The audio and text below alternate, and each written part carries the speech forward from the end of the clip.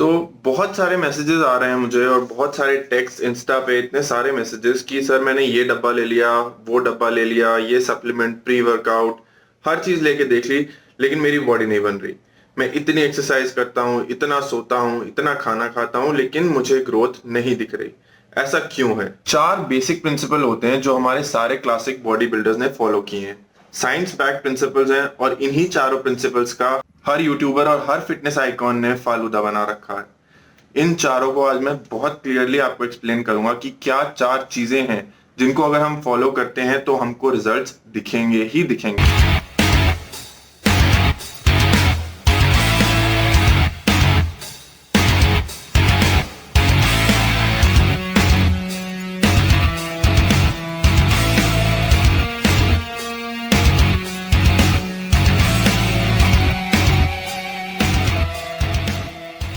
तो सबसे पहली चीज इसमें आ जाती है प्री वर्कआउट मील। अब बहुत लोग एडवाइस करते हैं कि एक भारी मील लेना चाहिए वर्कआउट से पहले। कुछ लोग एडवाइस करते हैं कि खाली पेट वर्कआउट करना चाहिए। कुछ लोग कहते हैं कि 2 घंटे का गैप होना चाहिए। कुछ लोग कहते हैं कुछ लाइट कार्ब्स ले लीजिए। तो एक्चुअली करना क्या है? आपको ये करना है कि प्री वर्कआउट मील में कुछ भी आप light carbs with a small amount of protein लेना है। फॉर एग्जाम्पल 4 एग वाइट ले लिए या 2 बनाना ले लिए। मतलब आपका पेट बिल्कुल खाली नहीं होना चाहिए पर एकदम भरा भी नहीं होना चाहिए, क्योंकि अगर आप कुछ हैवी मील लेते हैं तो आपकी बॉडी का प्राइमरी गोल होता है उसका डाइजेशन। ब्लड फ्लो जो है आपकी मसल्स को नहीं जाएगा, वो आपके पेट को जाएगा। तो आप उतने अच्छे से वर्कआउट नहीं कर पाएंगे, आपको थकान फील होगी, आपको आलस आएगा। और अगर आप बिल्कुल ही खाली पेट जाएंगे तो हाँ, थोड़ी एनर्जी की कमी जरूर होगी, लेकिन ये चीज कहना कि अगर हम खाली पेट वर्कआउट कर रहे हैं, क्योंकि बहुत सारे बॉडी बिल्डर्स इस चीज को कहते हैं कि हम इंटरमिटेंट फास्टिंग करते हैं, हम खाली पेट ही वर्कआउट करेंगे, उससे कोई नुकसान नहीं होता है। एक्चुअली कटिंग के टाइम पे वो बहुत हेल्पफुल भी होता है और उससे मसल ब्रेकडाउन बिल्कुल नहीं होता, क्योंकि जो खाना आपने खाया वो इंस्टेंटली आपको एनर्जी नहीं दे रहा है। खाने को पचने में टाइम लगता है। जो खाना आपने रात को खाया था वो ग्लाइकोजन के फॉर्म में स्टोर होके बाद में आपको एनर्जी प्रोवाइड करता है। तो ऐसा बिल्कुल नहीं है कि आपने प्री वर्कआउट जो मील लिया वही मील आपको सारी एनर्जी दे रहा है। मील्स आपके स्टोर होते हैं बॉडी में, उनको डाइजेस्ट होने में टाइम लगता है। 6 से 8 घंटे पहले वाला मील जो है वो आपको एनर्जी दे रहा है आपके वर्कआउट की। तो उस प्रिंसिपल के हिसाब से आपको ऐसा नहीं है कि खाली पेट वर्कआउट करना है और ऐसा भी नहीं है कि बहुत ज्यादा खाना खा के करना है। एक और एग्जांपल दे देता हूं मैं आपको। 1 scoop protein shake with 2 spoon of oatmeal, that is sufficient enough for a pre workout meal. तो इससे क्या होता है कि जो इंट्रा वर्कआउट ब्रेकडाउन होता है मसल का, उसकी रिपेयर के लिए भी आपके पास एमिनो एसिड्स अवेलेबल हैं और आपने सिंपल कार्ब्स लिए हैं तो वो आपको एनर्जी भी प्रोवाइड कर रहे हैं। दूसरा कॉन्सेप्ट हो गया रेस्ट का।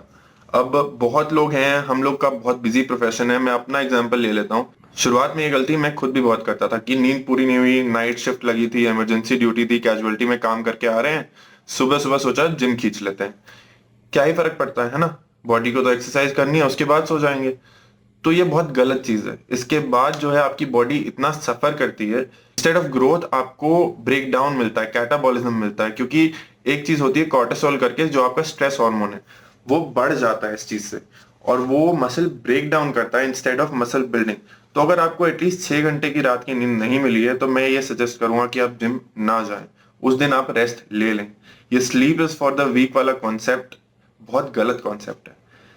आपकी बॉडी की नेचुरल ग्रोथ हार्मोन की स्पर्ट जो 12 से 4 की स्लीप के बीच में आती है, वो मसल ग्रोथ के लिए बहुत जरूरी होती है।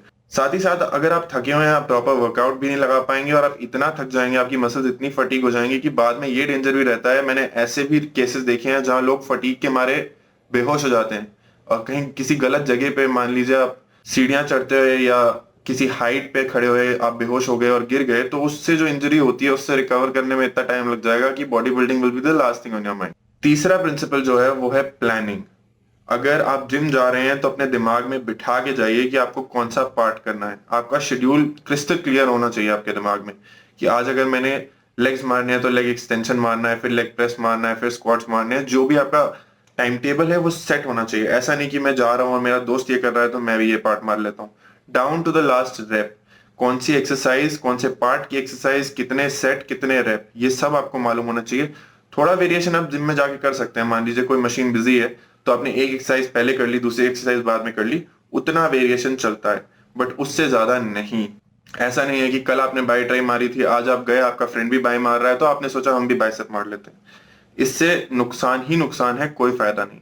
तो एक फिक्स शेड्यूल रखिए, हफ्ते में 6 टाइम अगर आप वर्कआउट कर रहे हैं तो chest, back, bicep, tricep, shoulder, legs, और इसी को फॉलो करें, या जो भी आपका ट्रेनर आपके लिए शेड्यूल डिजाइन करता है उसको ही फॉलो करें। और लास्ट हो गया सप्लीमेंट। तो एक चीज मैं बहुत क्लियर कर दूं, सप्लीमेंट लेना और सप्लीमेंट से बॉडी बनाना दोनों में बहुत फर्क होता है। मोस्ट फ्रीक्वेंटली जो क्वेश्चन मुझसे पूछा जाता है वो प्री वर्कआउट के बारे में है कि सर कितनी फ्रीक्वेंसी पे लेना चाहिए, कितनी डोजेज पे लेना चाहिए। तो ये हर एक इंडिविजुअल की अपनी चॉइस है। प्री वर्कआउट एडिक्टिव होता है, इसमें कोई डाउट नहीं है। जो कैफीन कॉन्सेंट्रेशन है वो धीरे धीरे आपको बढ़ाना पड़ता है, प्री वर्कआउट की क्वांटिटी बढ़ानी पड़ती है, ये एक नॉन फैक्ट है। तो मैं खुद भी लेता हूँ प्री वर्कआउट, लेकिन उन दिनों पे लेता हूँ जो पार्ट मेरे वीक हैं, जैसे कि शोल्डर है। मेरे को शोल्डर लगाने में बिल्कुल मेरी मौत आती है, बहुत नफरत है मुझे शोल्डर से, तो शोल्डर के लिए मैं प्री वर्कआउट ले लेता हूँ। लेग्स हैं, लेग्स हैवी हैं, बहुत बड़ी मसल है, और लेग्स जब तक बहुत बेशरम मसल भी है, उसको ग्रो करने के लिए बहुत मेहनत करनी पड़ती है, तो लेग्स के डे पे मैं प्री वर्कआउट ले लेता हूँ। लेकिन अगर आप रोज ही हर मसल पे प्री वर्कआउट लेंगे तो एक टाइम ऐसा आ जाएगा जब आप बिना प्री वर्कआउट की एक्सरसाइज ही नहीं कर पाएंगे, which is not a very good thing. और धीरे धीरे करते करते आप C4 से साइकोटिक तक पहुंच जाएंगे, उसके बाद क्या लेंगे? ऐसे ही लोग होते हैं जो एम्प के इंजेक्शन लगाते फिरते हैं।